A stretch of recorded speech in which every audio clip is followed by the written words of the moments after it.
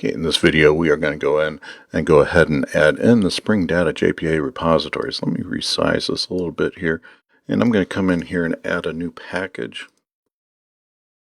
So traditionally I put all my Spring Data repositories into a package called Repositories. It does help with your code organization. And here what I'm going to do is I'm going to create a Java class, and this is going to be an interface, and we'll call this author repository, like so.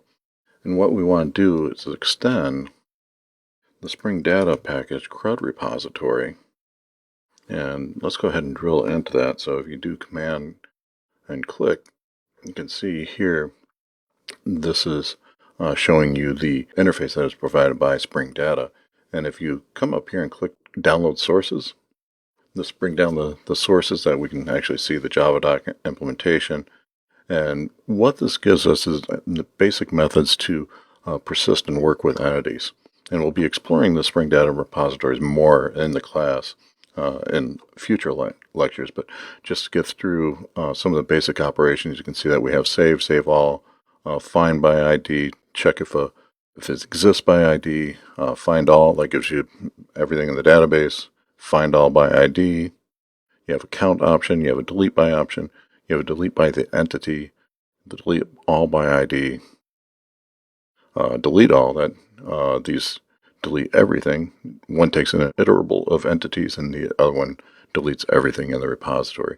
And if we come up here, we can see that this extends out repository. And I'm going to use command click to go into that. And here you can see this is a central repository marker interface.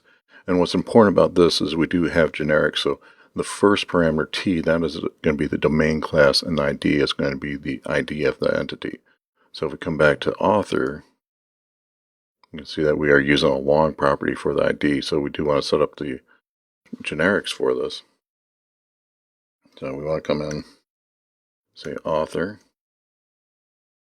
long. So now author becomes a T. So you can see that we're passing that as the type and then the ID. So pretty simple to provide that. And we also want to do the same thing for book. So I'm going to come in here, say new Java class. That's going to be an interface. Book repository. It's going to extend the CRUD repository. Again, the generics this time it's going to be book and then a long. And you can see here that I've got a book on Java AWT print. We definitely don't want that. We want the domain value. So with these defined, what's going to occur when we run this application, Spring Data JPA is going to provide us the implementation. So we do not write the implementation of the repository. That is going to be generated for us at runtime by Spring Data JPA. So all we have to do is add in these two repositories. You can see that I've added in the author repository, and that's extending the CRUD repository with the generics of author and long. And then also I added book repository, and that also extends CRUD repository with the generics of book and long.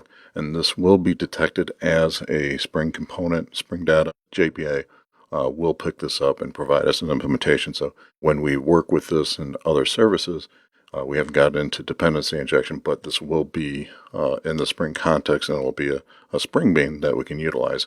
And we'll be covering a lot more of that coming up in the course.